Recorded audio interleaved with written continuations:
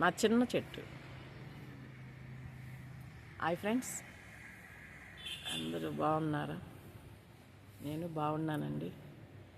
కరివేపాకు చెట్టు ఎంత బాగా ఎగురు ఉందో చూడండి. ఇది లేకుంటే ఇంట్లో కష్టమండి, ఎందుకంటే మనం చేసే ప్రతి వంటకి కరివేపాకు చాలా అవసరం. అందుకని ఏ చెట్లు ఉన్నా లేకపోయినా కరివేపాకు చెట్టు మాత్రం ఒకటి ఇంట్లో పెట్టుకొని ఉండాలి. ఎందుకంటే ప్రతిసారి మనం బజారుకి పోలేము, అంగళ్ళకి పోలేము.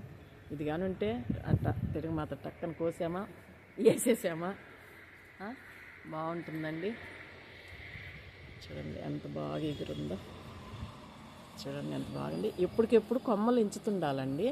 మనం చాలామంది ఇట్లాగా ఆకు వరకు ఇట్లా ఎంచుకుంటారు, అట్లా ఎంచుకోకూడదండి. కొమ్మ ఆడికి ఎంచితే మళ్ళీ వెంటనే ఇగుర్లు పెట్టుకొని చెట్టు ఫ్రెష్గా బాగా వస్తుందండి. అది తెలియక చాలామంది ఆకే గిల్లుతుంటారు. కొమ్మ ఏమో చెట్టు ఏమో ఎక్కువగా నల్లబడేదన్నో ముదిరిపోతుంటుంది, ఆకు బాగుండదండి. అందుకని ఎప్పటికెప్పుడు కొమ్మలు ఎంచుకుంటూ ఉండాలి. అప్పుడే మీకు కరివేపాకు చెట్టు బాగా వస్తుంది, ఇగుర్లు బాగా వస్తాయి. పువ్వులు కూడా అండి, చూడండి పువ్వులు కూడా మంచి వాసన వస్తున్నాయి.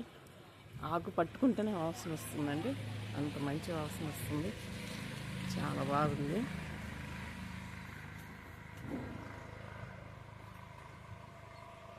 చూడండి ఒక్కసారి చెట్టు అలా ఉండాలి. ఇగుర్లు మీరు కూడా ఎవరన్నా కొమ్మలు ఎంచకపోతే బాగా ఎంచండి, ఇగుర్లు బాగా వస్తాయండి, బాగుంటుంది. చూడండి పచ్చగా ఇలాగే ఉండాలి.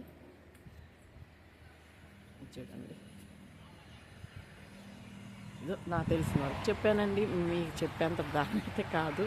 ఎందుకంటే మీరు చాలామంది ఇంకా పెద్ద పెద్ద గార్డెన్స్ ఇంట్లో ఉన్న వాళ్ళు ఉన్నారు. ఏదో నాకు తెలిసిన వరకు చెప్పాను. అలాగే మీకు ఈ వీడియో నచ్చినట్టయితే షేర్ చేయండి, లైక్ కొట్టండి, ప్లీజ్ సబ్స్క్రైబ్ చేయండి. Thank you.